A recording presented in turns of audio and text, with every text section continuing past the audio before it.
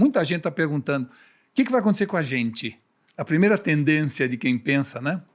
Eu diria que entre os otimistas e os pessimistas, a previsão é a mesma, só que a ótica é diferente.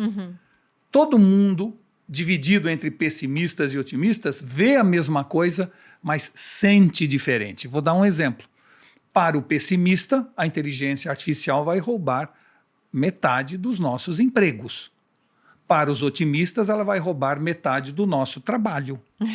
É a mesma visão, né? Com óticas muito distintas. Um vê de maneira pessimista, vou ficar desempregado, sem dinheiro. O outro vê de maneira otimista, eu vou ser tão mais produtivo que eu vou poder, em meia jornada, fazer o que eu fazia numa jornada inteira e vai sobrar mais tempo para eu pensar, namorar, estudar, conversar e assim por diante. Então, claramente, nós estamos saindo da era onde ser eficiente era o nome do jogo para uma era onde ser criativo, imaginativo, sonhador é o novo mantra. Isso está acontecendo. Ou seja, nem, como você mesmo disse na última vez que nós nos encontramos, nenhum homem será melhor do que uma máquina.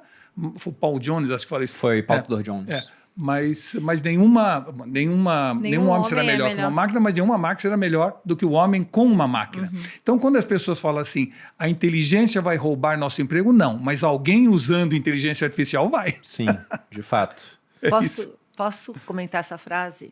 Do Paul Jones? Claro. Era verdadeira, não é mais. Já faz um tempo. Se você pegar... já faz alguns anos, inclusive, 5, 6 anos. Se você pegar o AlphaGo Zero... É um sistema que joga xadrez e Go.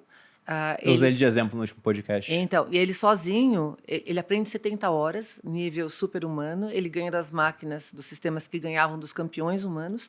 E hoje é o número 1 do ranking. É uma máquina sozinha que é muito melhor do que qualquer humano com máquina. Mas em xadrez, é alguma coisa xadrez específica. Em sex shop não, ainda não. É porque a gente usa para vender vibrador, entendeu? Exato. Sim, mas se a gente for... A gente tem que lembrar o seguinte, a gente está no início. Não, eu concordo com você. Claro. A gente discutiu esse ponto. Marta, esse é um assunto muito interessante que vale a pena a nossa reflexão, que é o seguinte, palavra tem poder.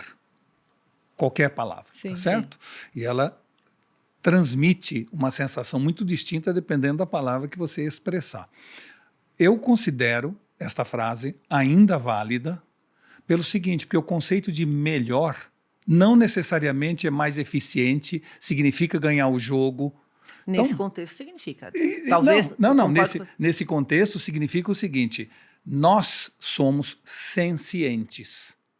A máquina não. Ela pode ser, no fundo, consciente. Senciente ela não será. A máquina é desprovida de qualia. E o que é qualia? Qualia é aquele sentimento humano de identidade com o outro. Você sabe ou sente ou intui a vermelhidão do vermelho. Você, quando eu digo eu estou com coceira, você sente o que eu estou sentindo. Isto é humano. E isto a máquina não terá. Pelo menos a curto prazo. O Ray Kurzweil, ele usa exatamente esse exemplo, que ele fala, experiência objetiva é o que os outros têm, subjetiva é a sua. É isso. Então, como você define a vermelhidão do vermelho? É isso. Não dá. E o cara que ele tem ele enxerga as coisas de maneira diferente, o daltônico, ele não vai entender o meu conceito de vermelhidão do vermelho da mesma forma. Lógico. Mas o que eu queria comentar do que vocês colocaram, né? Primeiro, adoro o Saramago.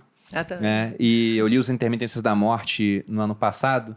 Começa lá com a seguinte frase, no dia seguinte ninguém morreu. Isso. E aí ele vai partindo para aquelas questões de segunda ordem. Sim, como, por exemplo, cara, ninguém morreu e tem gente que tá doente de cama e que tinha que morrer uma hora e tá lá igual um vegetal. Ou também com o fim da indústria funerária. E ele também coloca lá, porque foi só num país específico, então começou a ter contrabando de pessoas para morrerem na fronteira. Aí surge uma máfia para fazer isso. E as seguradoras iriam quebrar. Então a gente vê como um negócio que está presente na história desde sempre, a morte, né?